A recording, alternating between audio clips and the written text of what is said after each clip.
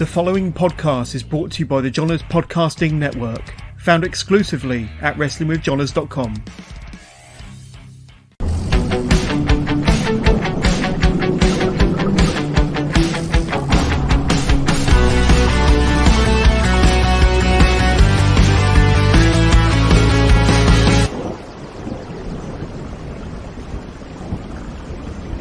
Hello and welcome to the latest live episode of Wrestling with Johners, episode 315. We're live across Facebook, Twitch and YouTube, and I've got an awesome guest for a Wednesday evening, none other than the RevPro Undisputed British Heavyweight Champion, ahead of the big Copper Box show, the 11th anniversary show for RevPro in about 10 days time, I think the 26th of August.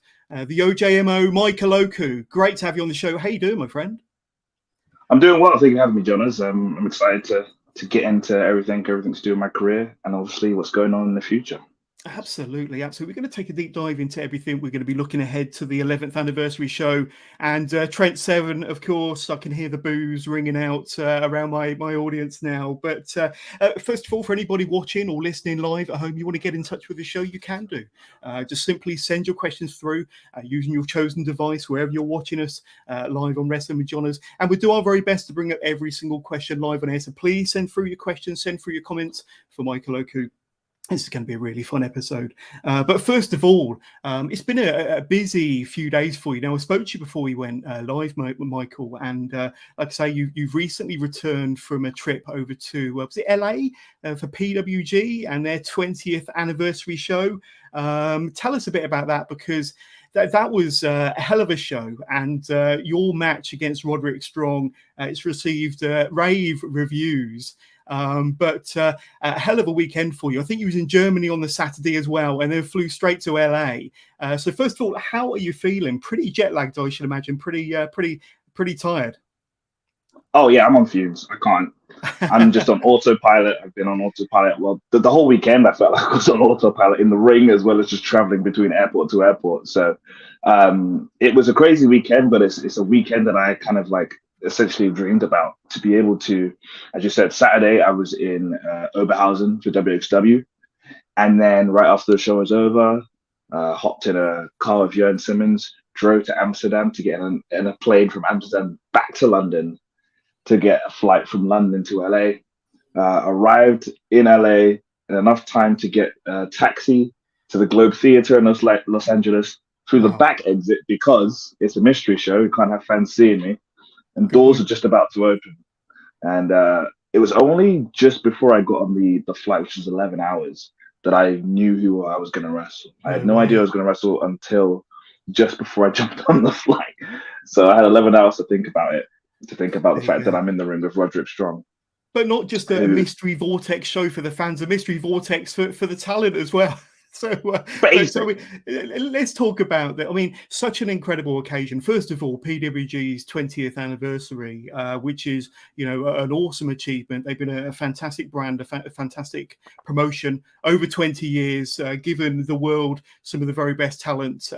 And of course, your match. I'm going to bring some pictures here, Michael. There you are of your entrance. What a fantastic venue as well. And it's a beautiful thing. It really is.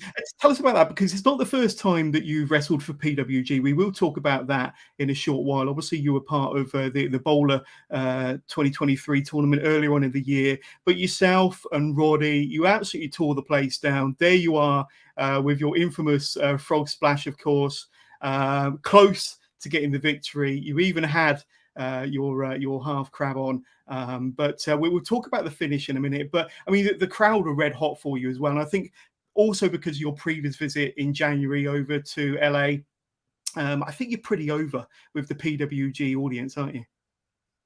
It's an amazing thing, though. I can't really put my finger on how that's the case. Again, BOLA was, those are my first matches of the year. That was the way I started my year off, by going to Battle of Los Angeles for PWG. And for my first match of 2023 to be a singles match with Takeshita, there was a lot of pressure, especially because when the first round matches got announced on Twitter, I saw so many people excited for that match, more than most of the other first round matches. And it brought a lot of nearly imposter syndrome as well as pressure onto my own shoulders. and I brought it, the crowd as well, like especially at that time, still now, like the love that Takeshita has and respect, at least amongst the fans, is such a high point. In fact, I would say that between him and Speedball, they were the favorites to win the tournament. Of course, they went to the finals. So to be in the ring with him and then to leave the ring with people becoming fans of me, many moments during the match where they were outright cheering for me to win, hoping that I beat Takeshita, was a very surreal feeling. And then, I mean, of course, you can talk about surreal. You can't beat the next day. We'll talk about that, Michael. We'll absolutely. talk about. But how did you get onto PWG's radar in the first place? Obviously, you were part of the BOLA tournament in January earlier this year, and invited back for this past weekend, their 20th anniversary show, no less, which is a fantastic occasion and a great honour to be a part of. But how did you appear on PWG's radar? I got an email, so you need to tell them exactly what they saw of me to make them think that they wanted to bring me down for the tournament. But I had just literally got an email, so they probably just looked at my booking email, which was in my bio for Twitter /X, and they contacted me through those means. It was around November, I think, is when they emailed me, and it's interesting as well because at that point, you know, we're getting near the end of 2022. Being very reflective, and as wrestlers, at least I'll speak for myself, I'm very pessimistic, and I expect not the worst, but I always expect, like, I don't have high hopes. Right. 2022 was huge for me. So many things happened, so many highlights happened for me that year, and if anything, in October I had just wrestled for New Japan at Royal Quest 2, such as the T-shirt you're wearing right now, and I was like, this is as good, all these things are so good that there's no way that 2022 is going to be this much of a high. So there I was, just putting myself in the mind frame of 2023 will be like a down compared to 2022's up, and then I get that email come through that I don't believe is real. They want me down for the tournament, and then I say yes. And not only that, but then there's also a very cool thing. I was the first person they announced to be in the tournament as well. That was also just that is very cool. A very interesting thing, that like there's a lot of faith that I've learned from this weekend as well as that weekend. A lot of faith that the powers that be at PWG Super Dragon has in me, which I really, really like and taken back about, because it's very easy to be to just think that, all right, this buzz I have, or this ability I have, or the faith that promotions in the UK have with me is only exclusive here. But to have it in, which is, for my money, the most influential promotion in independent wrestling history, that's a hell of an endorsement, a hell of an honor. It really is. It really is. Going to talk a little bit more about your kind of wrestling action stateside very, very soon. But I'm going to bring up some pictures here, see if it brings back any memories. But Roderick Strong, he's renowned, he's famed for his backbreakers and being very, very innovative. But in this case, he didn't use his knee. He used the top turnbuckle. And I've got to say, my friends, that looked like it sucked, but it looks pretty crazy, but very impressive. Tell us a bit about that. I don't know if you're still beaten up from that match even today, but that match, like I say, it tore the roof off. I think it got you even more over with the PWG audience. And to wrestle somebody like Roderick Strong, who's done absolutely everything on the North American scene, that match and the way it ended, pretty special. I mean, 100%. I'm definitely still feeling it. There's no way I could be 100%, otherwise I wouldn't be human. Like, for it to be like just a few days removed from it, and yeah, he's done that a few times. He's done like a backbreaker on the buckle before. In fact, I wrestled Kenji in a rounds match for head drop, like during last year, and I gave her a backdrop on the buckle because I'm in my head, I'm like Roderick Strong.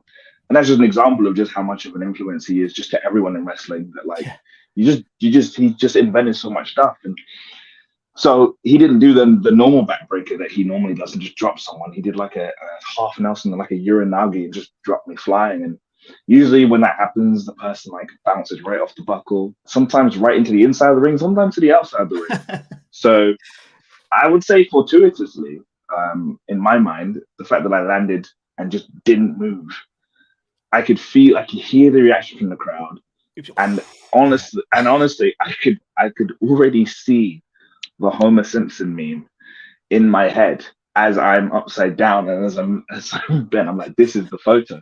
This is the photo that everyone's taking right now. And that's something I think about a lot when I wrestle. I was like, I think about what photos could be taken right now, or are people's cameras going to be whipped out at this moment? And I could just feel it happening. And as I stayed there, I was like, this is going to be the moment of the match easily. So yeah, it was painful. Brilliant. Did you and Roddy have time to exchange a few words after the match, have a bit of a chat? Obviously, you have a bit of a debrief between the two of you, but I'm guessing that was the first time that you two have ever worked together. I'm guessing that he was keen to kind of give you some feedback or talk to you afterwards. I think that's I was talking to I've been talking to a few people about people who aren't in wrestling, specifically like security. You'd have security guards who are like, you know, being hired to do wrestling events. And I think the thing that impresses them the most, or that people don't realize, people who are on the outside don't realize, and it's the beauty and the art of wrestling to me, is the fact that you can be meeting someone for the first time, and in an hour, sometimes less, you're going to be required to put on a performance that is adequate enough for paying customers. And you know, you always hear, and it's when I say that to like people who are on the outside, they are surprised because they assume that, you know, it's months in advance. You go and you have like a rehearsal room and it's all this, but no, and that's an example of here with Roddy. It's the first time we've ever met.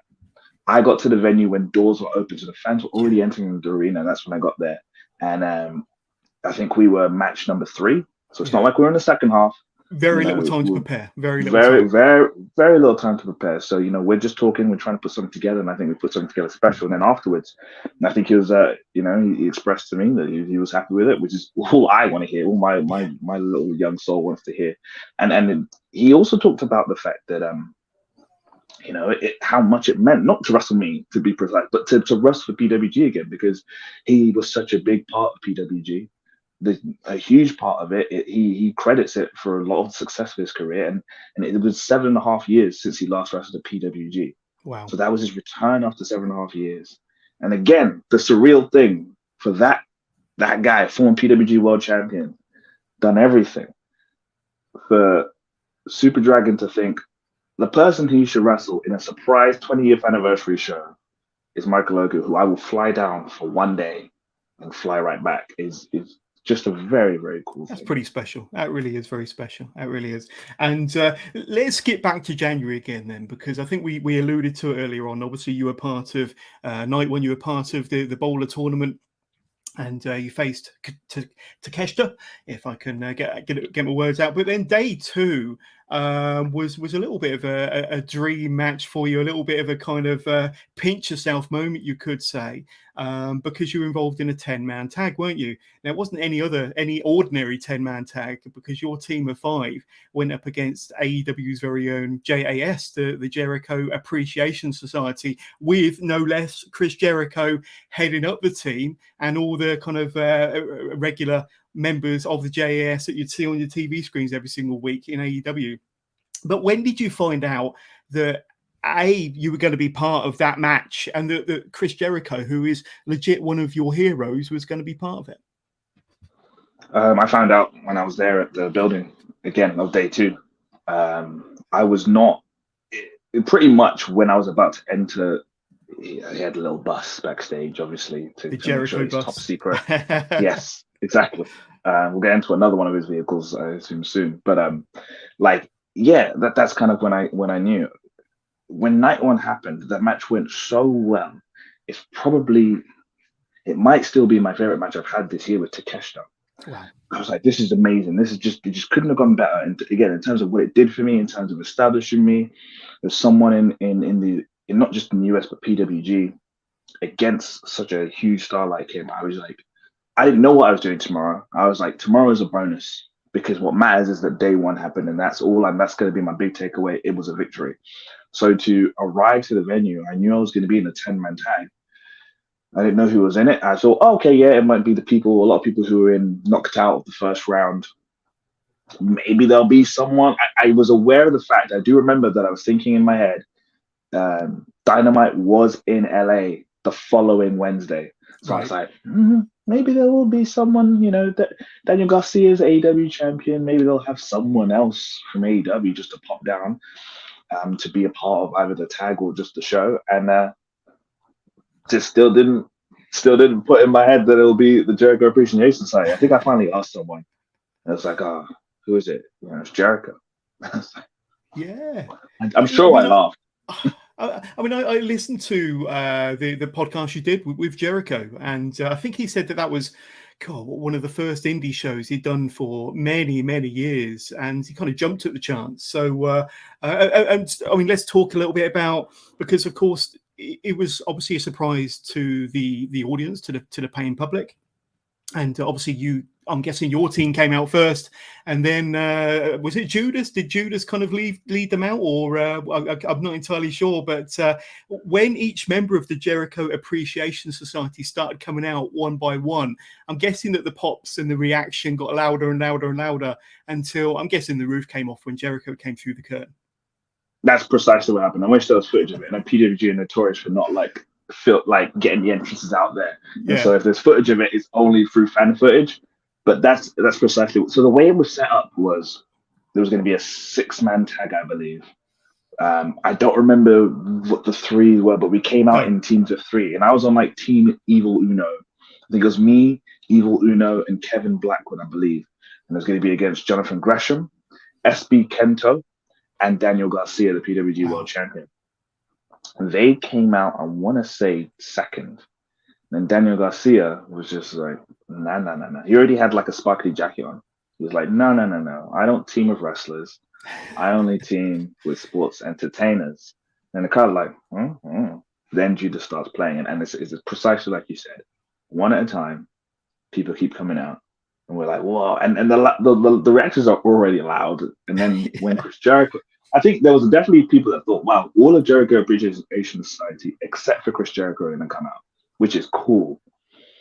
And then he came out, and it was just insanity. That the reaction, being in the ring while that's happening and surrounding that noise, was incredible, honestly.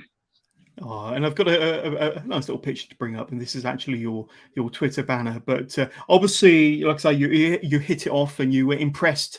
Le Champion, Jericho, you appeared on his podcast. But he's become a bit of a fan of yours, so much so, and I do have a little picture, but you're going to be on the fourth wave of the I don't know if I can bring it up here. Let's see if I've got it. Here we go. The Jericho Cruise, Michael Oku.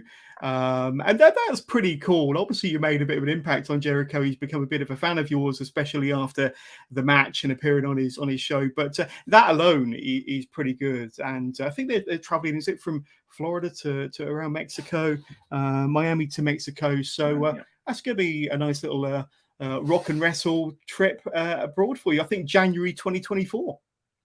Yeah, again, January starting well. Again, I'm thinking, maybe 2023 will be the up year, just 2024 will be the downturn. But these Januaries just keep coming to me with real big things, the real exciting things. It's going to be great to be a Londoner spending time in the sun in January. So I think that's the thing I'm looking forward to most. Good weather in January. Maybe that needs to be your mindset going forward, Michael, is just kind of get to the end of the year, think, right, okay, I've topped it, can't get any better than that. It's going to be a bit of a downer the following year. And then naturally, because of that mindset, it's going to be absolutely fantastic. But that's what I'm doing. I'm reverse it works. It's obviously a winning formula for you. But to stick in stateside and besides BOLA and PWG and this past Sunday, of course, you have had a few trips out to the States before, haven't you? And I think in particular, the ones that stand out to me were over WrestleMania weekend last year and WrestleMania weekend this year. So tell us a bit about that, because that's pretty cool, and getting the invite to go over there. I think you even defended your Undisputed British Cruiserweight Championship when you were over there in 2022, and you got to see Steve Austin in Texas as well. So you've had some decent exposure stateside already. Oh yeah, absolutely. That was last year. Dallas was amazing. It felt like such a dream, kind of just to be there, and also to represent RevPro was a very cool thing. And I felt like the reason I was there was because of how I've been presented in Revolution Pro Wrestling and the opportunities that have been afforded from me. So it felt really like I felt like necessary that I, as much as I could, like carry that cruiserweight title over my shoulder with the RevPro logo to kind of say, hey, this is why I'm here and this is what I'm representing. And then, like you said, the opportunity to defend it against Rich Swann, who I think he was a former tag champion. I think he was a former British tag team champion, actually, with Ricochet. Right. But to be able to do that on a show during Mania weekend, someone who, I was such a huge fan of as well before I started wrestling, let alone while I started wrestling, was such an amazing thing. And like you said, like that whole day, it started with that, because I was early in the morning, or afternoonish, it was like noon, defending the cruiserweight title against Rich Swann. Then I met Ric Flair, met William Regal, and then I went to Mania, saw Stone Cold and Cody Rhodes return. Those were just, it was just like, well, it was a great day. A dream day, absolutely. But I'm sure there'll be many more kind of opportunities to get stateside. I know that it's one of your kind of ambitions to wrestle a lot more out there, and by the sounds of it, you've already become a bit of a crowd favorite with the PWG audience. So I'll be surprised if we don't see you back in LA with PWG anytime soon. But let's switch subjects if we can to RevPro.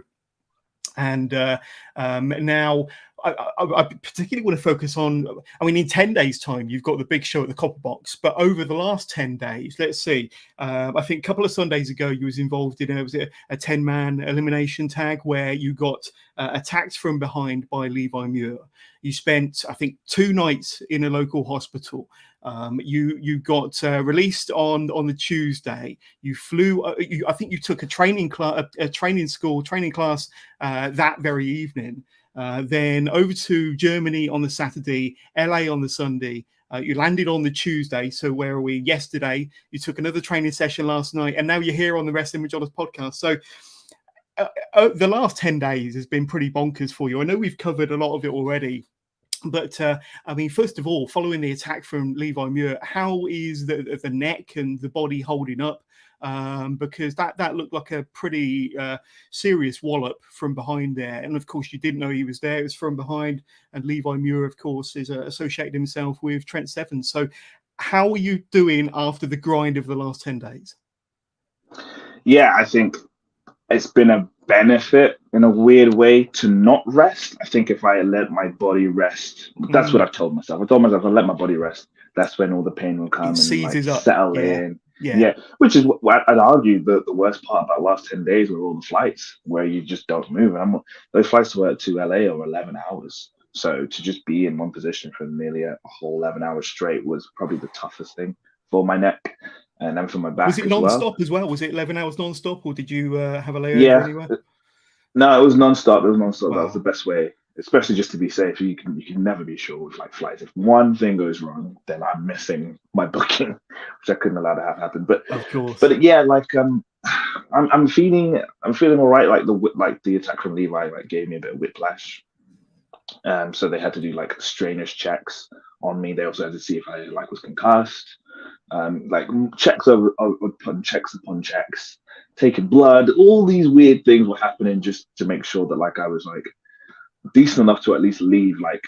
When it's your neck, they want to be super precautious. They want to make sure something doesn't happen where you're paralyzed. So even if I was being stubborn and saying, I promise you everybody I'm fine, they were like, nope, we're not letting you go until we've done all the tests.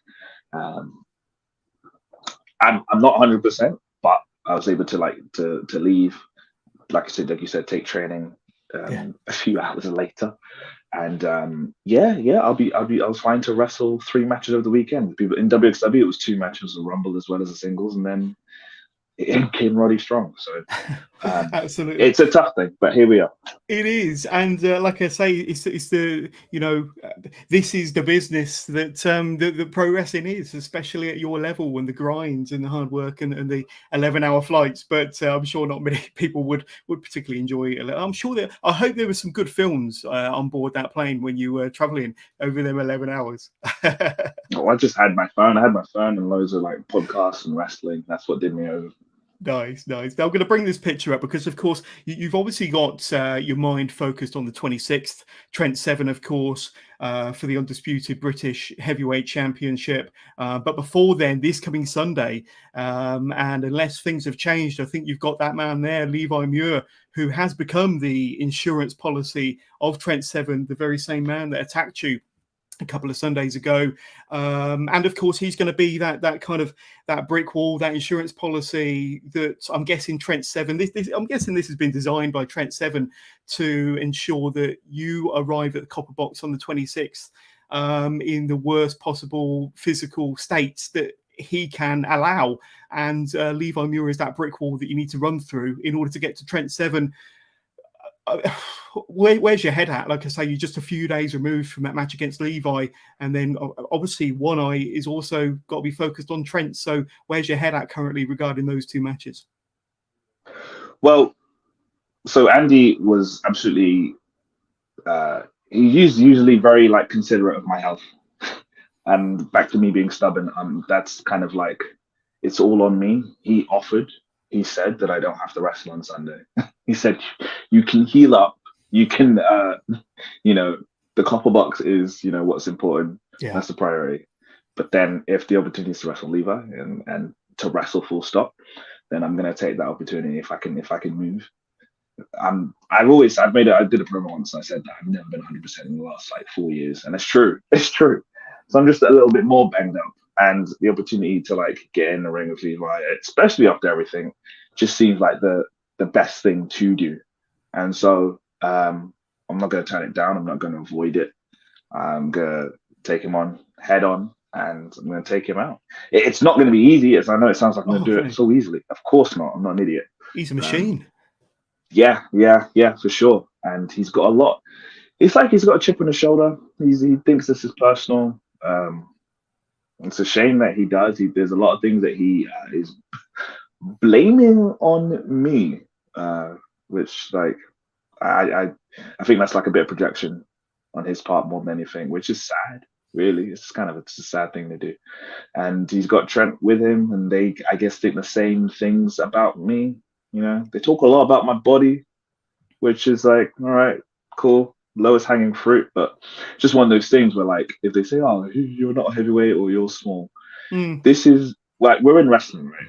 This is what I've always found funny about people pointing out about me. We're in wrestling, and it's an industry that unapologetically favors bigger guys and people with huge bodies and physiques. So if I'm where I am, that means he should ask himself one of two questions or both questions. He should ask himself how good must that mean I am? Or how shit must he be that he's not where I am? That's what he should ask himself. But, Sunday will be the day that we all sort that out. Absolutely. Like you say, I fully agree with you. I think Levi Muir's got a massive chip on his shoulder. And I'm disappointed in Levi because I always thought he was a decent guy. But clearly he's aligned himself with Trent. We'll talk a bit more about Trent in a moment. But I was so happy for him when he debuted in for RevPro. I was so happy for him. 100%. I really was. I was like, yes, let's go. Got a win over Brendan White as tag team champion. I was like, this is great. He's on a roll. He's on a roll. It's on a roll. And then somehow, because he sees where I am and that's where he wants to be, he's decided that I'm the problem. And I'm not the problem. He's got to look in himself and ask himself why he's not where I am. And the answer isn't looking at me and saying I've done something. No, look at your own self, look at your own career, look at your own decisions, and figure that out. Well, I'll be here traveling the world and representing the entire country, representing RevPro. Yeah, and I think Levi thinks associating himself with Trent is a bit of a shortcut to the top, but he might be regretting his thoughts. Like I say, this match here, this coming Sunday, when you won the championship over the Great O'Khan, July the 9th, from York Hall, a momentous occasion. It really, really was. I don't know if you realise this is kind of parallel, but now correct me if I'm wrong, but I think the Great O'Khan was your very first opponent in RevPro, almost 5 years to the day, and he beat you in that match. He's gone on a tear through RevPro, and I think his reign of terror ended when he lost his championship to you on the 9th of July. So a bit of a fortuitous full circle moment between yourself and the Great O'Khan, where 5 years later, you kind of defeat him for one of the biggest prizes in British wrestling. Exactly. Yeah, it was just like you said. It was just not sheer luck, but happenstance. The fact that all these stars aligned. Again, first match in RevPro was him. As I found out about it, like it all got set up the day prior because I was helping out on a weekday because it was like the big TV tapes for RevPro. They're going to be on was it Free Sport, I believe. So it was a whole Sounds about thing. right. Needed like need hands on deck to like have everything already set the day before, and I was there. And then Andy, like after like a year or so of helping at shows, he just asked like, "Are you actually good?" I was like, "Yes, I promise." Because the thing is with Andy is like he does very selective research on wrestlers. He's not watching everything all the time. He's so focused on RevPro that like he can only watch other things from the outside when he has like and it's a fraction. So he's not going to be spending time watching a kid who's been wrestling for a year. So he just like, and a lot of people were vouching for me, saying that I have talent and I have ability. And he said, yes. And I said, yes, I am good enough to be on the show. And it was on the show to be in a match with Great O'Khan, a 2-minute match with the Great O'Khan.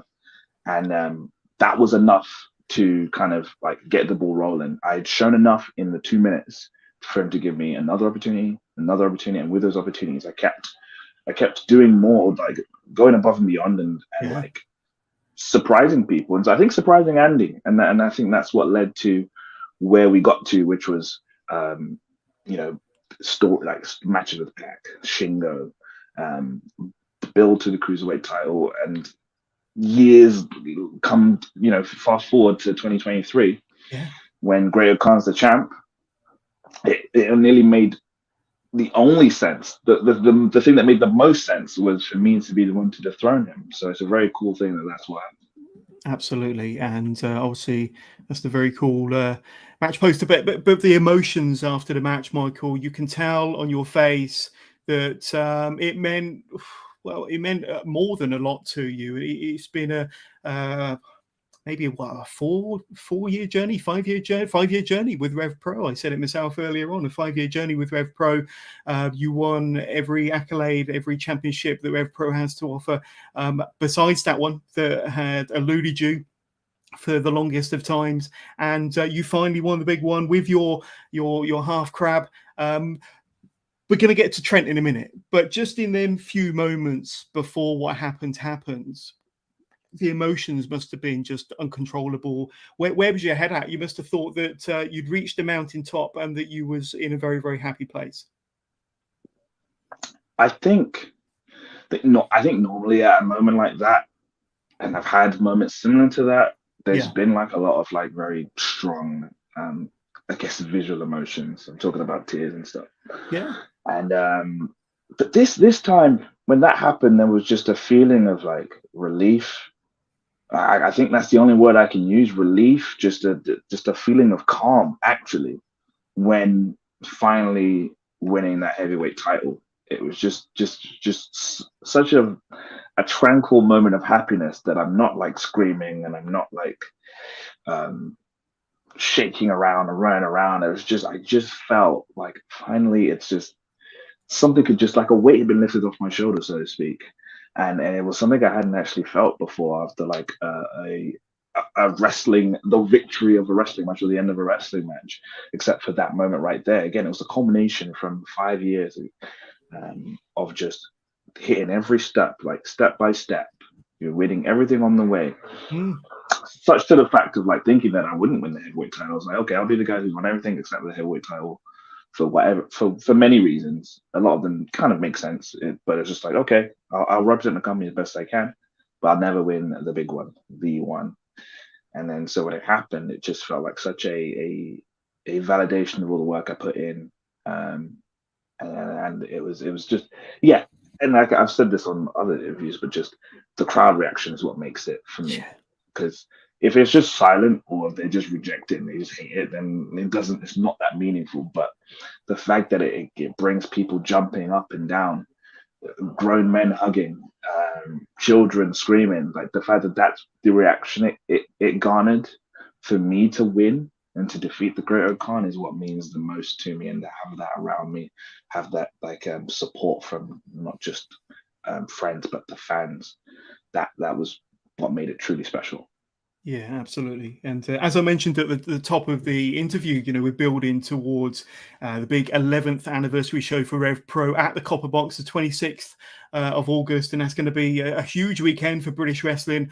But let's just kind of run back in pictures what happened. Obviously, Trent Severn, I've only ever known him as a good guy, came in, raised your hands, went to strap the belt around your waist.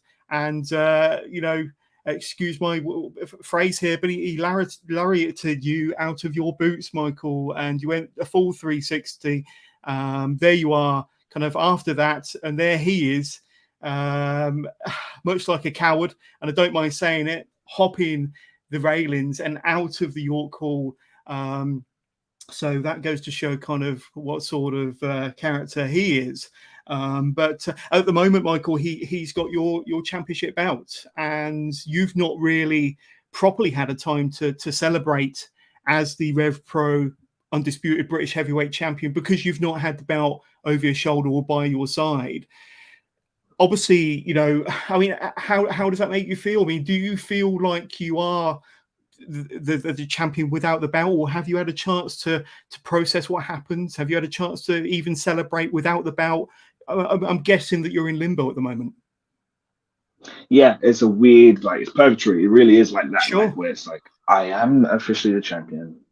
The days are going by, and I have been the champion for these amount of days. But the fact that I didn't even hold the title for 5 minutes in my hand, in my grasp, there's just this weird feeling of me. Like, there's a part of me that, like, when I have to see Trent Severn to know that the belt exists. Because until I don't see him, if I don't see him with the belt, then I don't know that the belt is actually real and that I have the title, that I'm the champ.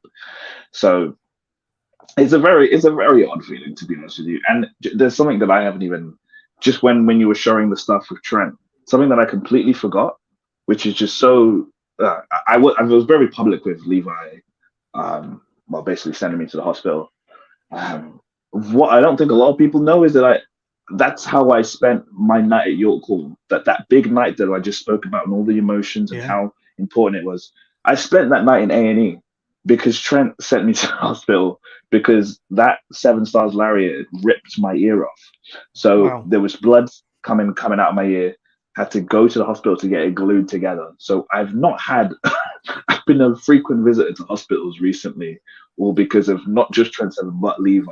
So they're dangerous people. If it's from seemingly only from behind, they're dangerous people. So both of them in the next 2 weeks, they're gonna have to come to me one-on-one, face-to-face, and I'm gonna make sure that A, I give them what they're asking for, and B, I want that belt back in my hands. And you know what would be cool? It'll be cool. Like, there's nearly a benefit of, like, if the Copper Box is the place that I can finally hold that belt, the biggest show that RevPro's ever done. If that's the place where I can finally hold the belt up high in my hands, that'll be sweet.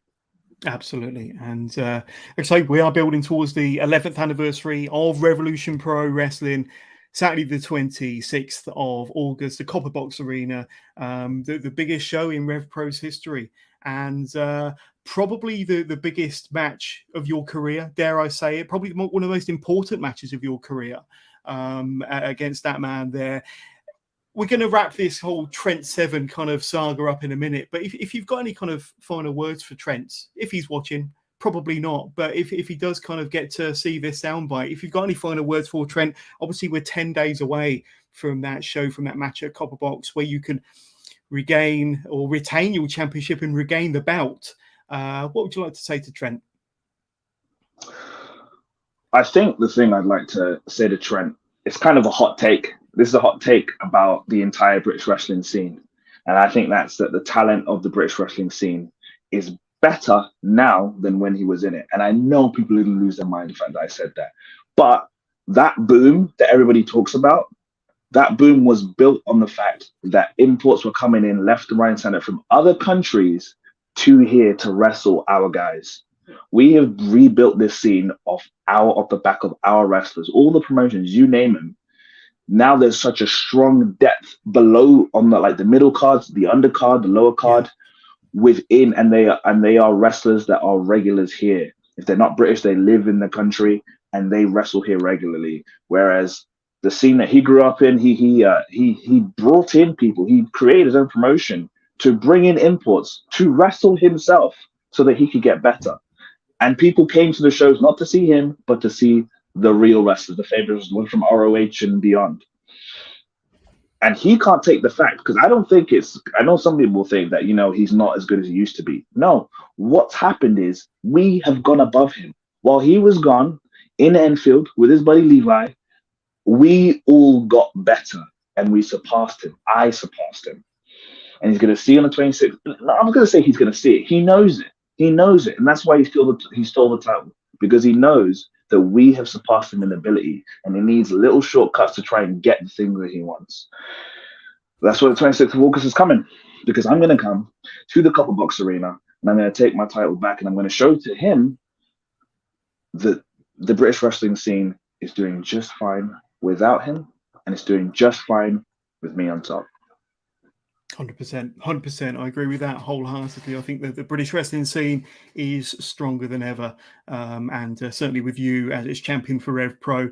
Going to bring up our first listener question. Now we're going to have a little look at your wrestling fandom now, Michael, and RevPro enthusiast, who probably follows you on Twitter and Instagram, I'm sure. Who was Michael's heroes in the wrestling world growing up, and who does he admire these days? So say we've spoken about maybe one or two already, but tell us a bit about some of your heroes from back in the day, and those that you probably admire nowadays within the business. Yeah, everyone that knows me knows that it's The Rock and Chris Jericho. Those are the two. It's as simple as that, as the two, like, influential as well as just my favorite wrestlers growing up. Before I even wanted to be a wrestler. Stone Cold is probably nearby, but me and my brother, when we were named, we said that like it's cheating to say The Rock and Stone Cold. You have to choose one, so I had to go with The Rock. But those two are big, and then Christian Cage is like one of my good choice. I take so much from him secretly. There's so many wrestlers I secretly take from, and I hope that nobody notices. And sometimes I feel like if I say Christian, you look at my matches like, oh, actually, that's something Christian does, or that's a mannerism Christian does. He's just one of my favorite, and I to this day I think he's one of the best wrestlers going today, and he's one of the most compelling people to watch. So those are three. Those would be the three that I'd say like have shaped me, and the ones I wanted to emulate the most in wrestling. People today, oof. Oh my gosh. Who inspire you today? Who are some of your heroes today? And obviously you're considered one of, if not the very best top pro in the UK, but there must be others out there that you kind of look up to still and admire, even your kind of colleagues within the business, peers, I should say. Oh my God. Like there's so many people who I when I was training with them, I was admired. I was like looking at them being like, how do they do that? Like Jordan Brake, for example. Like as soon as I started training, he was already there, and his technical skill from 6 years ago, I was just like, I'll never be like that. But how do I be like that? Kid like Nino as well. I'll give him his props, like of like just being so intelligent in the ring with wrestling. Him and Mills would do so much stuff in training, and I just look at the two of them. I'd just be like, man, I don't do that. And if they did stuff to this day in training, I'd be like, I don't know how to do that kind of thing. So like there's people I respect in that level of like, man, I want to kind of emulate or get to where they are with specific things that they do in their wrestling. People that influence me, like today, Pac, obviously I wrestled him, but like he was someone who, when I started wrestling, I got like a newfound like understanding. It was someone who I wanted to kind of follow in terms of like the way he moves and the way he took his time, which is something that people don't like realize he does, I don't think. Yeah. But like I learned so much about taking my time from him specifically. And then Sami Zayn, in terms of like, I think he's the best modern babyface in wrestling. I can't think of a better version of like when he's booked to be just a straight-laced babyface, and he kind of does that now sometimes in singles matches and in tags, obviously. that's the blueprint of how to do what people look at when people look at like was it Ricky Morton and say, hey, look at him from the it's you should, but like there are still things that might not work today. And Sami Zayn is the most modern version of being just an outright pure babyface, and I use him a lot. Just one of the I don't think many people. I think he's underestimated for how good a seller he is, and much the same as yourself. I think you like the storytelling in the ring, don't you? And kind of the drama and everything that comes with it. But I want to focus a little bit on a couple of your moves, and that's the half crab and the frog splash. Any particular inspirations behind those two moves? I'd say that the frog splash, whenever you do it, just looks $1 million, and you get so much elevation on your leap. And the Boston Crab, such a simplistic move, but so effective in your hands. I mean, it'd probably be like Chris Jericho is a reason as to why I did the half crab. When I was a kid, me and my brother were like kids and play wrestle. That was like a move. I think I might have tried to do the Boston Crab, but it was too fiddly with two hands. Right. So I could only use one hand. I'd use my two arms on the one leg, and I have more strength. And that's something I could turn him over in, because obviously he wouldn't let me have it, so I had to get it on myself. So I think that's the first time I remember doing it when I was like very little. And again, it was just to try and do something that Chris Jericho kind of does. And then I'd see like ways that Lance Storm would kind of get into it, and I was like, oh, that's cool. The fact that he did it as a finisher, oh, perfect. So that was kind of, before I started wrestling, I had it in my head that like, the half crab will be a great finisher, because especially like 02 and 03 is some of my favorite years of wrestling. Maybe my favorite years of wrestling, even though it's a weird thing of like people talk about that as like the downturn. But the Ruthless Aggression era had some, incredible wrestling matches. I kind of look at like our scene as the Ruthless Aggression era right now, where the Attitude Era was with British Strong Style and all the Matt Riddles and Walters that kept coming down. Then we're in the Ruthless Aggression era, where actually there's a stronger pool of talent. And I always loved how like Angle and Benoit and Jericho would get into their submissions. There'd be like all these reversals into it. So that makes the match more exciting. So when I found that you could kind of do those similar ways to get into their submissions with the half crab, I was like, that would be a great finishing move. So I did that. Frog splash, I love D'Lo Brown. I was just D'Lo Brown was someone I loved, and I loved how he did it. So I just did it like D'Lo Brown does it. I'm completely fine with people calling it the lowdown. I'm fine with them calling it. I have told like commentators to call it a first off frog splash for reasons. But that's 100% why I did it. I remember doing it like off like my bunk bed, like the top of the bunk bed onto another single bed. I just like do the low down. So How I did that. How many beds did you break doing wrestling moves? So that's what I want to know. I probably went for a few in my teenage years. Yeah, a lot. Oh, that's right. So my mum and dad would be downstairs. What's that noise, John? Nothing, honestly. The bed's in two halves, but never mind. Are you trained at Knuckle-Locks gym, didn't you, under the guidance of Eddie Dennis? Is that correct? And that was about early 2017. Tell us a little bit about that, because first of all, what was the inspiration, the light bulb moment that made you think, right, okay, I want to have a go at this. I want to, put on the boots. I want to step through the doors and into the ring and try this myself. How did you go about finding Knuckle-Locks? So tell us a bit about kind of the origins of all of that. So it just 2016, I was just like in a really kind of like self-reflective point in my life. And I was just like, I didn't feel like I knew what I wanted to do with myself in that year. But I would ask, so I felt like I remember just asking myself, what do you actually want to do with your life? If you died tomorrow, what would you regret not having tried to do? And it just made sense to me. The answer was wrestling. Like, I wanted to at least try and be a wrestler, because in the back of my head, even from a kid, I always wanted to be a wrestler. But you would just palm it off as like, well, that's not realistic. That's a silly thing to want to do, or it can't happen. So I never tried ever to pursue it. I did acting from like 16 or 15 onwards for a bit. And I thought, maybe that's what I wanted to do. I just wanted to perform. But it still wasn't the same. I was definitely like, I want to be a professional wrestler. And it was in 2016 that I just said, well, let me look for a wrestling school. And I didn't know. So this is the thing that was just silly to me, but I don't know how I didn't know this, that there were wrestling schools, I think at least a couple in London, let alone up and down the country. I think I tried to search for some like years ago, like when I was 13, when I would never even try and go to one. And they all seem to be in like random parts of the country that I am nowhere near in London. But then there was a Progress Wrestling School in Brixton. I was like, oh my God, that's on the Victoria line. Oh, that I can get to that. And I had heard of Progress. So here's the thing: I wasn't really following British independent wrestling. I knew it existed, but I wasn't actually really following it. Like around that kind of time, I had only just heard about Progress and RevPro. I think I had heard about Progress from, I saw William Evo win the title when he did the cash in, and I saw that moment where he was being like carried in the crowd. I was like, this is insane, incredible.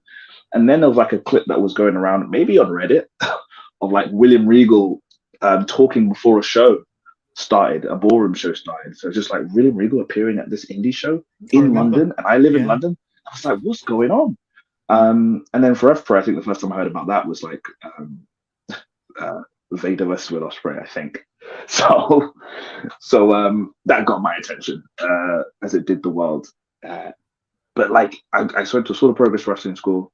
I saw they had a school, so I was like, oh, if that's attached to this big promotion that's had William Regal saying hello at it, this must be the place to go. I signed up, and the next day after putting my money down, the WWE announced the UK tournament. I was like, what's going on? This is just all blowing my mind. I didn't know there was even bubbling to this happening. I hadn't heard any kind of rumors of this happening, but it just all happened through sheer luck. And then I started, training in January, the good old January of 2017. Absolutely. And I mean, 2017, 2018, your first couple of years in the business. And obviously, I think Progress had their like developmental shows, didn't they? Were they called Freedom Road or something? So you did Freedom Road tapings. I think you even performed at a couple of chapter shows fairly early on. So kind of, being associated with, Progress, they would have been 5 or 6 years in by that point, is a pretty big deal. I think even in your first couple of years, you even got to wrestle abroad a couple of times. Maybe Italy seems to stand out in my mind as a country that you went to, maybe in 2018. But certainly in them first couple of years, and we'll talk about 2019 specifically in a minute, but 2017, 2018, like I say, learning the business, cutting your teeth, but you were branching out, wrestling more and more, different promotions, going abroad. So an interesting learning experience for you then first couple of years. And it also demonstrated and shown a quick progression on your behalf. Yeah, things did move along relatively fast for me, and I was understanding of that as it was happening. I wasn't like, oh, this is just normal. This is just what you do. You just train for like a couple months, and then after 5 months, you have your first wrestling match for Progress. I knew this was not normal, and I felt very fortunate that it was happening to me. And I think again, like, so you talk about me wrestling abroad, like in the first year.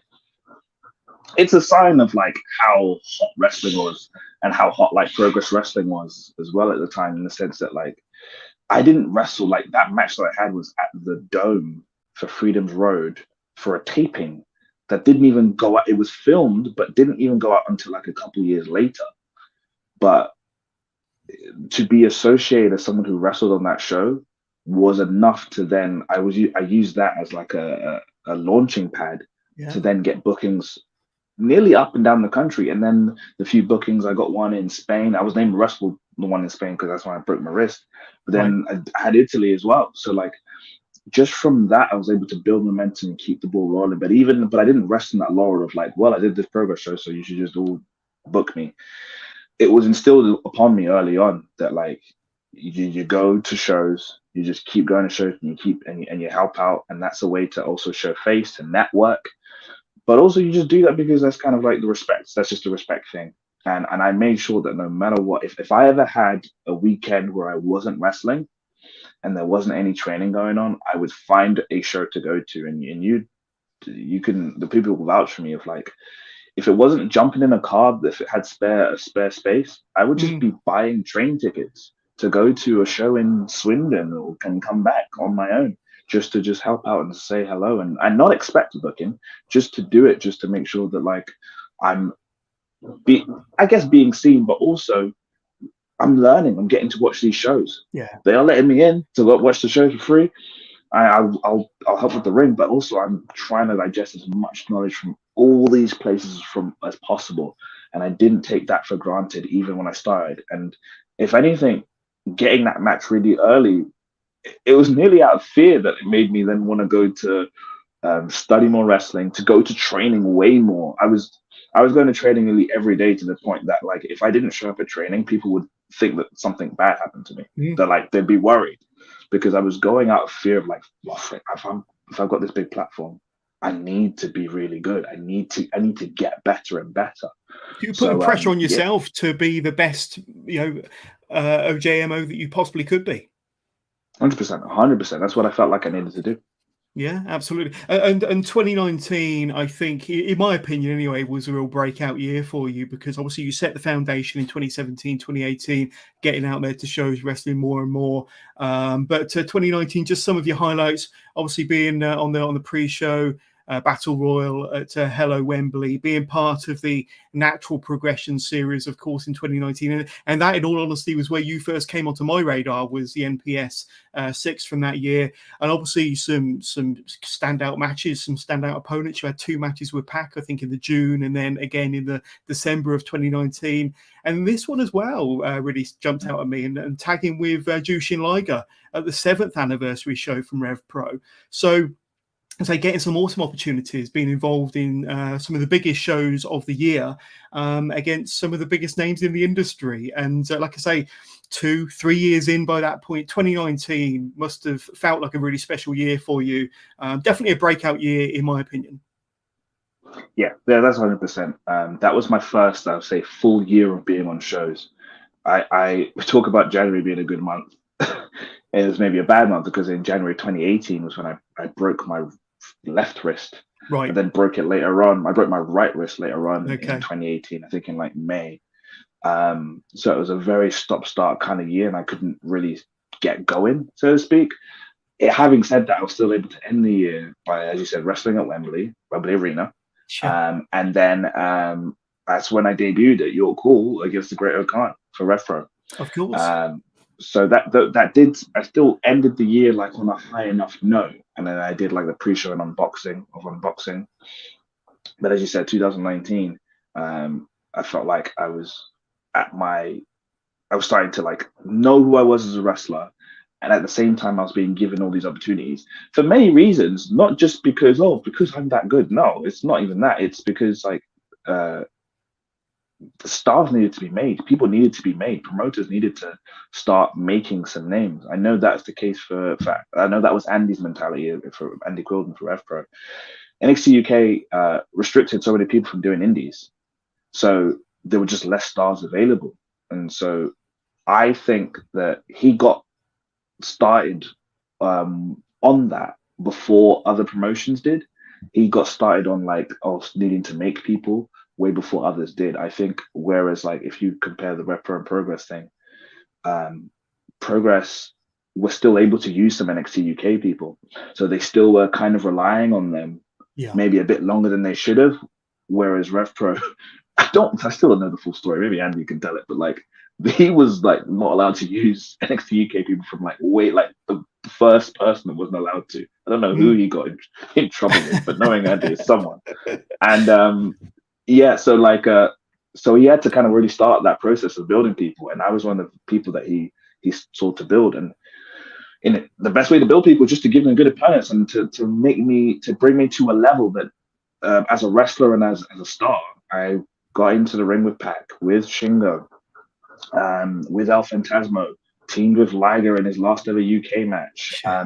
Just had all these experiences to help me grow as a wrestler and help me grow as a star, so that fans could see me as a name that they want to then like dish out money to see, because that's the business of wrestling. So yeah, that year was like so many things were being thrown at me from so many different angles. I got to travel to more countries. I think I wrestled in New York that year as well. So it was an amazing whirlwind year, but it helped lay the foundations for basically where we are now, for sure. Absolutely, and we won't touch on the depressing kind of COVID times. We won't touch on that in this interview, but I do want to talk about Connor Mills, and got some pictures to flash up and a little bit of a story to tell, because obviously the two of you, real life best friends at one point, and you started at about the same time, traveled in the same circles. Then Destination Everywhere became undisputed British tag team champions, of course, and wrestled the best tag teams that RevPro had to offer after losing the championships. I think that the two of you had a match at Epic Encounter in 2020. Was this been the 2022, maybe last year? Yeah. And then, of course, obviously you won. He attacked you from behind. This is where the splits and the friendship started. And then, of course, you had the Michael Oku addresses Connor Mills, where things really turned sour. And, of course, Connor, I think he attacked Amira, your girlfriend, of course, which kind of lit the fuse underneath you. And you didn't want to, but it took you there. And the match was set for Uprising this past December at the York Hall. And I had Connor on the show a couple of months ago. He said that this had been a 3-year story in the making, and that finally culminated, or we think it's culminated, of sorts in December, Uprising at York Hall. Just the emotion and the story and the drama that you two kind of told in what many people might consider a real life friendship degrading before their very eyes, Michael. But just the journey that you took the RevPro fans on. That was pretty special, wasn't it? And maybe there's another chapter or two down the line, but just what you guys were able to achieve over the last 2 or 3 years, and certainly last year, was pretty special. No, thank you for saying that. It's one of, like, I guess you want to call it a body of work. It was something really I'm really proud of, and I'd look back on fondly, just because, like, the way the story was told was so embedded in reality. It's like, it's not hard for a fan to look at that and not believe what we're telling them is happening. And we're seeing it was such a human story being told, of like friendship, of like professional jealousy, competitiveness, all these things were like that people can relate to. We were kind of telling it, and it really just kind of, everything stemmed from real things that had happened, from me pushing for him to be in RevPro off my own back, not from him asking, just from me just thinking that he should be there. And then from that, like, he first kicked me in the head when he debuted in 2020. Right. So that was like 2020, and then like the pandemic happened, I want to say like soon after. Like, sure. And I know Andy said this, but like, I think some places kind of just like, when the pandemic happened, just like hit pause, and then you just resume as though the pandemic didn't happen. Yeah. But Andy really wanted to consciously make it a thing where, like, we acknowledge that it happened, that the natural global pandemic happened, because some of our stories that we tell are such based in reality that, like, we said that, like, over the pandemic, we kind of thought about what matters most, and like didn't let like a friendship get in, like, well, professional jealousy get in the way of friendship. So we kind of reconciled, and it was like, okay, we're reconciled. We're going to get through this. We're going to bygones be bygones, and we teamed. There was never a plan for us to team if there was no pandemic, but we just teamed to continue, like, to kind of stretch the story. And we didn't know, as though, even though we're best friends, we didn't actually have, I think we might have had like a tag match here or there somewhere, but we hadn't actually been a tag team before. And then when we'd done it, we didn't know that we struck lightning in the bottle, and we were actually like a really good tag team. Yeah. And so we went with it, and all the way to us winning the tag league and us becoming tag team champions. And we had some of my most favorite matches were the tag matches I had with Mills. We had 2 against the Young Guns. we had like 3 matches against Aussie Open. One of them was us challenging for the New Japan Strong tag team titles. Wow. You know, so we've got a legacy of tag matches. We also had one at Purpose against Jordan and Mills. Jordan Breaks and not Mills. Jordan Breaks and Nino that like is on YouTube, and that's when I was like, oh man, that was near the end of our run as well. And at that match, I remember thinking, I get tag team wrestling. We've got it. We've got our tag team down. I got tag team wrestling down. This is the best thing ever. And then we broke up like a few weeks later, which is how it goes, I guess. Yeah.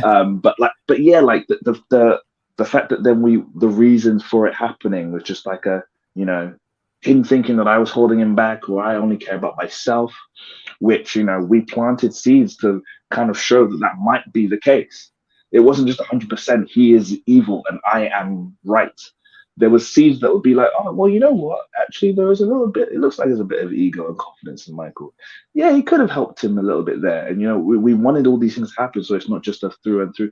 I think that's what you like with, like, if people who, like, watch soap operas. If you like a character, you can kind of find, even if they kind of do evil things, you can kind of find a justification for their evil things, and you can kind of defend them to yourself. So we were very much like, not even hoping, but like we would have been fine if there were people who became fans of Mills and sided with Mills during that, and they'd be like, yeah, he did do this and he did do that to you. Yeah. That was fine, because that's cool, and I think that did happen a few times for sure. And so to tell that story, and because again it's great, they're grounded in reality, and we do the blow off at Uprising in December, but then we come to this last epic encounter, and we both win championships on the same night. And it's like, we've separated. We haven't even touched each other since that last match. But somehow, me winning the heavyweight title affects him winning the cruiserweight title, because now that's the crowning moment. It's somehow overshadowed him. And I didn't mean for it to overshadow him. But in his mind, he's convinced that I've kind of done this deliberately. Like, I've done something to him by winning this heavyweight title. There's all these things that, like, keep it grounded in reality, that I think is what compels people to the story, and has people that really, really like biting onto it. And because of that reason, it might not be over. It might never be over. It may be like a Sami Zayn Kevin Owens thing, where there's always going to be something there. Absolutely. I think you've summed it up perfectly there. When I spoke to Mills back in June, and I said, is there another chapter? Is there another match? Are there more matches? And I put the question to him. I said, what will happen if Michael becomes the undisputed champion on the 9th of July? And he said that, the story is not over. He would like to, somewhere down the line, be challenging for that bout. And we didn't know at the time that he was going to be challenging for the Cruiserweight Championship on that same show. And he ended up being crowned the new undisputed Cruiserweight champion. Now, the disturbing thing is that he also appears to have aligned himself with Trent Severn. Now, Trent Severn, again, has kind of reared his ugly head, but is he kind of like poisoning Conor Mills even more so? But I think that you alluded to it, that there's more chapters to be had, and will this feud, this saga between yourself and Mills ever end, especially now that even more championships are in the mix? This dastardly Trent Severn just won't go away, will he? No, he's involved somewhere or another. I guess, greed is one of those 7 deadly sins, and I think you add belts into the mix, and for good people, for bad people, that does raise the stakes. And like you said, that would be the only thing that would raise the stakes between myself and Mills, is now, like, yes, things have been personal, but then when you add the biggest prizes in British independent wrestling, and so some would say independent wrestling, I mean, the heavyweight titles appear on the AEW TV. AJ Styles has held that title. Like that. There's a history. It's a very prestigious title that, of course, people would kill to have that title. And I've scratched and clawed to get it, and I'm sure Mills would like it too. But at the same time, Mills, his debut match was against me while I was Cruiserweight champion. So you could argue that, like, his whole RevPro career has been surrounding that Cruiserweight title. Yeah. So it's a shame that, like, he's finally won it and he's still not satisfied, because he's looking at me, and this is nearly similarities between him and Levi, of just like, not looking in their own house and what they've got and looking outside and having envy. They could be happy with what they got, but they don't seem to be. And poisoning them, isn't it? It's poisoning them. Yeah, absolutely. Can't be satisfied. Let's jump to a couple of questions that came through before we went live then, Michael. And obviously, Conor Mills made his return to Progress over Super Strong Style weekend. We know that you've got a bit of a history, bit of a legacy with Progress from day one. But Ashley Clements has been in touch, sent me a question to ask you. Do you have any unfinished business at the ballroom? And obviously by the ballroom, he's referring to the Electric Ballroom, the spiritual home of Progress. What would you say to that? Well, if I'd be, my funny answer would be that I was trying my best to work out something with Defy, who are running the ballroom on the 26th. Good point. But unfortunately, I've got, not unfortunately, it's a good thing. I've got WXW, and I think they've announced it now, so I can say that I've got a WXW Shotgun Championship match against Lawrence Roman on the 25th of August, on Friday, the day before the Copper Box. Right. So I'll be flying in, because of course I am. I'll be flying in that morning on the Saturday of the Copper Box and the morning of like Defy. So I was like, I can't make Defy work, and it'd probably be too crazy if I'd like fly in, do Defy, then go to the Copper Box, then wrestle Trent Severn. It'd be probably too much for me, so it just didn't work out this time. And when it comes to the ballroom, when it comes to Progress, it's all about a timing thing, and if things like work out and for all the parties concerned. I'm happy with how things are in terms of my career. I cannot complain in the slightest, you know what I mean? So if things work out, then they work out. If all the X's and O's and the T's are crossed and the I's and the circles, never say never. It's got to work out. I guess you got to say never say never. It's pro wrestling. Well, exactly, and I think British pro wrestling fans, they like to fantasy book and romanticize kind of what might be, and I for one would definitely love to see you back in the ballroom. But there we go. And you've worked for Defy before, haven't you? You brought them up. You have performed for them once or twice. Yeah, well, I debuted for them in April, so I think that's why we're trying to get something to work again. Just like, oh, there you go. I'm back in like a roster member, so let's have me on the show since I'm in London. But yeah, that was a great experience. We're trying to get that. I think since 2019 was the first time we'd actually communicated about trying for us to like work together and do something. So for it to finally happen 4 years later was a very cool experience, and that is one of the best promotions I've ever worked for. One of the best crowds I've ever performed in front of. I can't wait to get back, especially to that venue, the Washington Hall in Seattle. Right. That's a special venue. Absolutely. Have you faced or worked Nick Wayne yet? I have not. That would be a tasty match. Yeah, no. I've got a lot of time for Nick Wayne. I'm a big fan of him. Like, he's stupidly talented. It makes me sick. Like, the kids that are around that are so young and so good, they're good. But like, I think I've said it. I'd like the match to happen. He's let some people know that the match should happen. So like, it's inevitable, it's wrestling. There's so many people that there are to wrestle, and we're kind of in the same circles or close enough circles that it's gonna happen for sure. Absolutely. And I want to talk about high stakes in a second and Will Ospreay and your match with Will Ospreay. But somebody that got in touch, Sports Center, okay.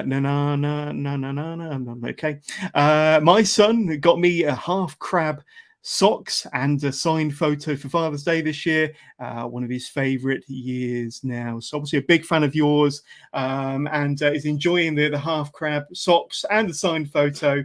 So thank you, Sports Center, for getting in touch. But I didn't realize you had socks on your merch page. Is that right? That is true. I sell socks. They are unworn. They are fresh new socks. So at mycloaker.com, as I put in the little gimmick over there. So I did a little relaunch of my merch store from the OJMO.com to mycloaker.com, and I put like way more things on there that are just some things I want to experiment with. There's some like online exclusive things to buy. So like some like hats, baseball caps, and socks are one of them. And Nice. yeah, for sure, that's one of the good gifts you can get if you head There we on go. down. We'll talk more about your merch in a second, but first of all, we got to talk about this, and probably my match of the year from 2022, just with the drama, the action, the story, the physicality, the brutality, and it had absolutely everything a wrestling fan could possibly want from a wrestling match, and take us back to that match, because 41 minutes as well, Michael. It received rave reviews. Even Dave Meltzer gave it 5 stars, possibly even more, knowing Dave. It was probably worth more than 5 stars, but definitely no less than 5 stars. But I mean, yourself and Will just seem to have this chemistry, don't you, where you could just create magic, and you did that for 41 minutes. And was this January last year, January 2022? January. So that month again, but an incredible way to kick off the year. And I think that's one of the matches that are probably, die with you, to be honest with you. It's just one of the matches that would just go down, and probably one of the best matches that RevPro's ever put on. And I think as far as RevPro fans are concerned, probably one of the best matches they've ever seen as well. But just tell us about that whole match, that whole story, and like I say, the brutality, the physicality. It had everything. Yeah, it's obviously the match that like I'd point to as I barely bring it up now, as in it always is brought up to me. Even I'm in LA and the match gets brought up to me. It's a match that, like, if you've heard of me, you've seen that match. It's kind of the thing. That's, if you've seen one match of mine, that's the match you've seen. And that's just kind of what I've got to live with. I could say, hey, point to this match of Luke Jacobs, or this one with Nino, but like but of course, like, the one with the most notoriety is the one that like got 5 stars, and is with Will Ospreay. And it was just one of those things where, like, you talk about chemistry with Will. It's a thing that I was always like trepidatious, or I could say like nervous about wrestling him, because of course he's got the reputation as one of the best, a reputation as the best wrestler in the world to many people. 100%. So it's one of those things where, like, if the match doesn't go well, he's not being blamed. You've got to hang with him. If you have a bad match with Will, you are the problem and not him. So like, I knew I had to like put shift in. I had to step my game up. But what that match did is it really gave like confidence in my ability on like a worldwide scale. By being able to have that match with him, and for it to get those plaudits around the world for so many people, it was the first time that I was able to kind of believe in my ability, that like, I'm not just again good for the UK Indies, that I can take my talents around the world and I can give something to the world of wrestling, because that was always like a little mental block for me. And that match happening, and just again, like, in that match, there's nothing in terms of moves. There's nothing really that in that match that I did that I haven't done before. So I'm the same wrestler I was the week prior to that match, or even like the few months prior to that match. But that's the one where people got to see me for the first time the most. So it really was a bit of validation on that front. Then you add the amount of story elements. Of course, there's the big story note of when he grabbed the mirror across the barrier. Yeah. And the crowd's losing their mind. By her hair as well. Absolutely. Yeah. It's crazy. It's brutal. It's brutal. Right there, she's there next to my family, and that's happening. That's a moment that people who not only watched it but were in the building will never forget, because I remember the sound. It sounded like a crime scene. Like, it sounded like it was on the streets. Like, that this is like a commotion was happening on the streets of London.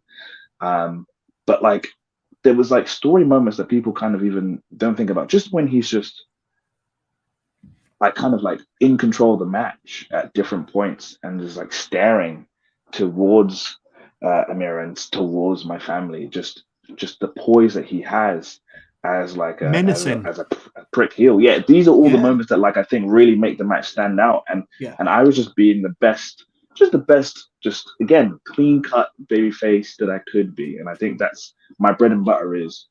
I think there was definitely a point at the time. I think obviously the Attitude Era kind of helped that, where society probably helped it, where it felt like you couldn't be like a clean cut baby face. But something I think I do is that I think I'm as pure a babyface as I can be, and I've shown that it can still work in this day and age, and it's refreshing when someone's that. And I think people seeing me do that, and against especially Will in that match, was just a heel. He barely did any flying stuff, and there was barely any high flying from Will Ospreay in that match. If I can't really think of anything that he did. He did a springboard, something, I think, but that's it. It was mostly me doing any kind of flying, if that. So it was a different Will that people would be seeing. It was me that I was seeing for the first time, and it was just all these elements. And like you said, 40 minutes. It flew by for me as a wrestler in the ring. Yeah. I've heard from so many people, it flew by as a fan watching it. I couldn't believe when I came back. It didn't feel like 41 minutes. It did not feel like that long. No. And which is a sign of a great. Yeah, I think there was enough things compelling in there, and I think it kept escalating as well. And you kept you were on the edge of your seat thinking what's going to happen next, and that's why we were able to keep people's attention and not like think, okay, well, all right, I'm just doing some stuff for a few minutes. Yeah, there was something new happening nearly every minute, which is kind of what made that match so special. Do you feel that match, especially with the notoriety, but just everything that happened in the match, do you feel that it changed you as a performer, as an athlete? Maybe took you up a notch, took you up a level, but were there kind of things like clicking in your brain, thinking, right, okay, I understand the game better now because I had 41 minutes in the ring with Will Ospreay? Yeah, exactly. It really did. It helped with my confidence. Tenfold. The fact that I was able to do that, and again, it's not just like. Will Ospreay had a lot of matches that year. He had a lot of 5-star matches that year, like a record number in a year. And that was one of the first ones because it was at the start of the year. He wrestled Okada at the Tokyo Dome main event a few weeks prior to that match.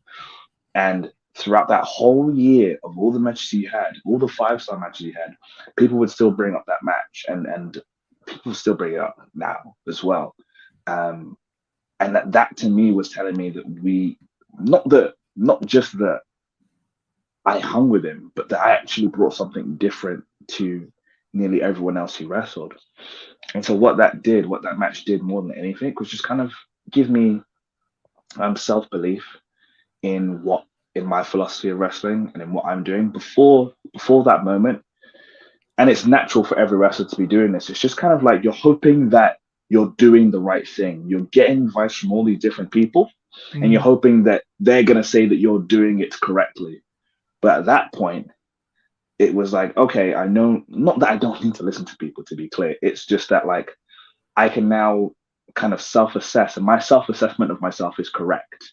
And that I can trust my own instincts. And I think that's such an important thing to do as a wrestler, full stop.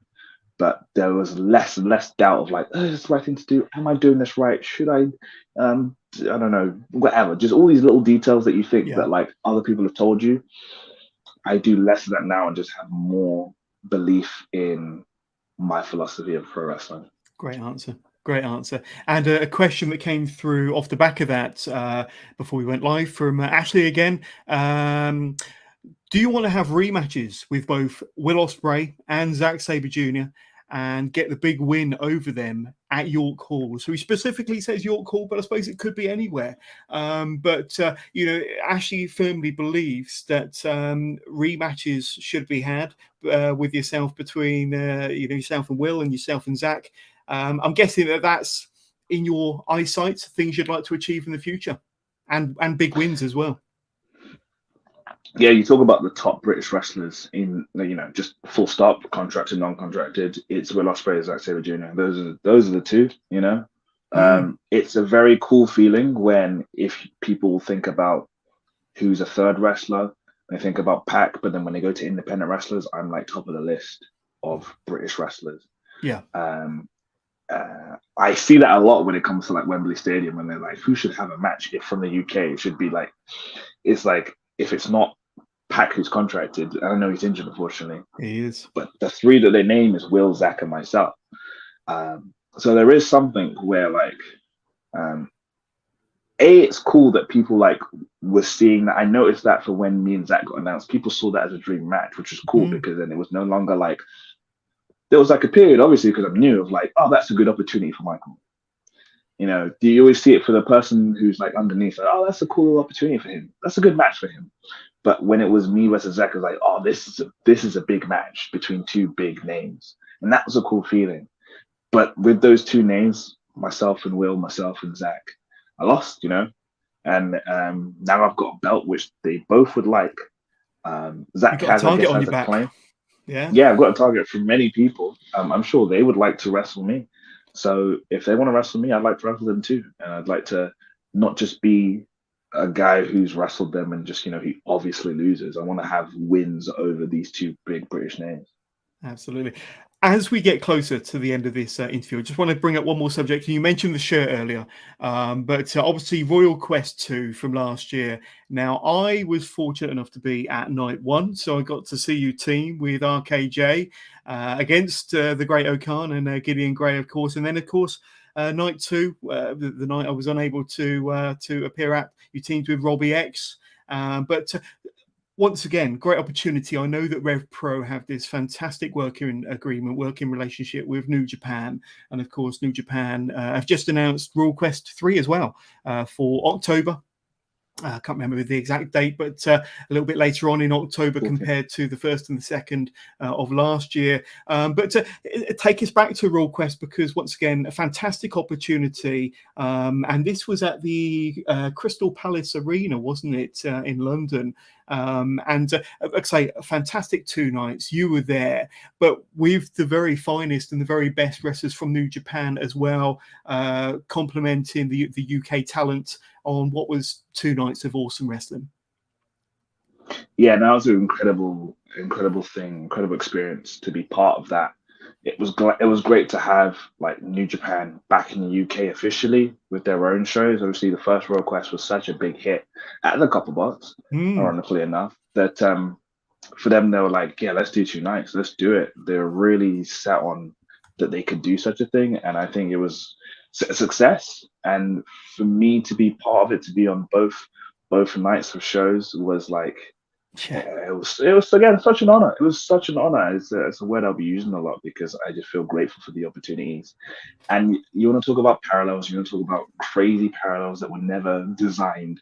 But the fact that then I'm also making my New Japan debut against the Great O'Khan, and my tag team partner is the British Heavyweight Champion. There's all these little lines that you can draw that kind of all fall into place to where we are today. But that was a cool thing. And I think it was great that I was in there with Great O'Khan, Gideon Gray, and Ricky Knight, because I had that. It helped with my nerves. If I was facing New Japan wrestler I hadn't ever wrestled before, there'd probably be way more nerves wrestling in front of 2,000 people with that logo, that New Japan logo, in the center of the ring. It'd be way more nerve-wracking than it actually was. But again, it's that confidence I was able to obtain earlier that year in 2022 that helped me not be as nervous. It helped me stay calm, stay the course, and show New Japan and also just 2,000 fans in the UK what I can do. Yeah, absolutely. And look, I was there for night 1. What an occasion, what a night. So many great matches. A couple of people that have been in touch. We got Johnny, who's watching us live via YouTube. We've mentioned so many great matches, so many great opponents and opportunities you've had over the last couple of years, but since you started, really. But he's asking, do you have a dream match or a dream opponent? See, I can't. I feel like it's not even right to ask those questions because I've wrestled with Chris Jericho, and that would be the dream match. That would be the dream match. So I guess I'd say a singles with him. That would be the dream. But I never even would say that. If you had asked me that question a year ago, I wouldn't say it because that'd sound stupid. That'd be ridiculous to say even as a dream. But it happened in a sense. So I guess 1-on-1 would be the actual dream match in anywhere, any building, any place. That would be the dream match. Great answer. And friend of the show, Richie, sent us a question before we went live. Who pitched the idea of Mikey Ruckus producing one of the very best wrestling entrance themes ever? So tell us a bit about that, because it is a banger of a tune that you come out to, and a particular favorite of Richie. Yeah, no, Snow Control. I'm in love with that song. Quick shout out to Mikey Ruckus as well, because he just a few hours ago, I think earlier today, he posted the lyrics video. A lot of people have been asking me for the lyrics. I think I actually asked him for the lyrics at one point. So because I need to know some of the words, I didn't know the full extent of the words. He posted it today, and people love that song. It's a really cool. So the story of how I got it was, so before the pandemic, I was using another song. It's a song I still use now in WXW, because you can use it on the network. It's played on the network, and the crowd screams is the name of the song. Right. And I just put Now We Play at the start of it. In all my theme musics, I put Now We Play at the start, because I was like, if I can't control exactly what the song is, if I at least put my catchphrase and my voice in it, it can sound like it's mine. And I think that's kind of an important thing with wrestling. But I started to fall in love with all these songs. And then when the pandemic happened and we were coming back to empty arena shows with RevPro, Andy was very much like, yeah, we're going to go with in-house songs. Because even though that song is like licensed for the network and you can use it on the network, it's from a production library. You still need a license to use it. And like, he doesn't have the license to use it. I was like, are you sure you can't buy it? And he's like, no. So I was kicking and screaming to use the theme. And he said, listen, I'll get Mikey Ruckus to get a song made for you. Wow. Mikey Ruckus, people don't know this, I think RevPro was like the first promotion he started making wrestling music for. People might not know that was his kind of like first in wrestling. I think he did some MMA stuff, then he did wrestling. And so a lot of the songs that you heard from way back in the day in RevPro, Aussie Open song is by Mikey Ruckus. They still use this, still use it as Ring of Honor Tag Champs. I'm trying to think of other ones that like will be like, Zack Sabre Jr. had an old song with like a lot of rapping that people like romanticize about. That was from Mikey Ruckus. Even the current right RevPro intro music, if you listen to it, it sounds so much like the Dynamite theme. It's nearly like nearly note for note the same.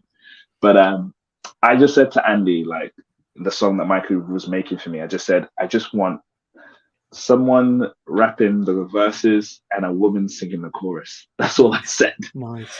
And as it turned out, he was already working on his own album of songs away from wrestling, and he had a track that pretty much fit that description. So I listened to it, and I didn't know it was from Mikey Ruckus first when Andy like played it to me off his phone. I was like, is this Evanescence? He was like, no, it's not Evanescence. I was like, okay, well, it sounds like it, which I wouldn't. I would have been happy with that. And I was like, oh, that's perfect. Yeah. So I heard like a vibe of Evanescence, and then like the song just kind of kept just like, I had to keep listening to it for it to like, you know, to feel it. Because even if a song is good, you still need to make it feel like it fits you, fits your character, fits you as a wrestler. And lo and behold, like it just kind of just kept playing, and I was like, and people just really love it. And again, Now We Play at the front, go straight to the chorus. Perfect. And that's the first time people heard, and that's to be clear as well, like that's the first time that song was ever heard was from RevPro, because the album of his song, he didn't put the album out yet, so it was exclusive to me and RevPro. And then he made an album, and then it came out on the album on Spotify, and then it became available on the AEW Fight Forever video game. So wow. That's the whole story of how I got that theme music. Nice. Well, thank you, Richie, for sending in the question, and thank you, Michael, for kind of telling us that origin story. But Michael, it's been awesome speaking to you on episode 315. Not quite 316. That would have been pretty cool if it was episode 316. But that's the honour of Flynn Burden, who I've got next Monday. But thank you for being. You don't have Austin? Well, no, I tried. His agent's not talking to me. I don't know, but one day. So, Michael, it's been awesome having you on. But I have scrolling along the bottom of the screen all of your socials. So if anyone, listeners, followers, viewers want to get in touch, say hi, learn more about the OJMO, Michael Oku, where can they do so, my friend? And there's a merch link as well down there. So please, the floor is yours. I mean, I think that's everything. That's everything I would plug of myself. It's all there at the OJMO for all social media platforms: Facebook, Instagram, X. I'm still getting used to that. yeah, I'm trying. Nobody will. I remember I saw a tweet from was it All Four or whatever they said like good luck, because people still call our service 4OD, which is so true. But still, at the OJMO, where you can find stuff for merchandise, michaeloku.com will be the best place to go to for merchandise needs if you don't see me at merch on shows. And then I'll plug revolutionprowrestling.com. That's how you find tickets for the 11th anniversary show. We've already sold over 3,000 tickets. Wow. So they're going to be, it's the biggest, the best selling RevPro show in history. I think we're going to get like a crazy walk up from people who realize that there's wrestling in town who've already got their Wembley tickets. So try and get them while you can. And yeah. Absolutely. That's pretty much what I'll flash up some pictures of some of your shirts here. And I think these are all current designs. I think that's one of your more recent ones, of course. Really, really sweet designs. I love that one as well. Very clean cut, punches you straight in the face. And also you've got the football jerseys as well, the soccer jerseys. That's really, really cool. So, and you can get to that and so much more, including crab socks. From michaeloku.com. But Michael, it's been awesome having you on as a guest, episode 315. Thank you so much for your time. Best of luck in your matches against Levi Muir this coming Sunday, and of course in 10 days' time at the Copper Box for the 11th anniversary show against Trent Severn. Boo, I can hear all the boos raining out now. But Michael Oku, you've been an awesome guest. Thank you so much for your time, my friend. Thank you. Thank you for having me. I really appreciate it. This is a fun time. You're very welcome, my friend.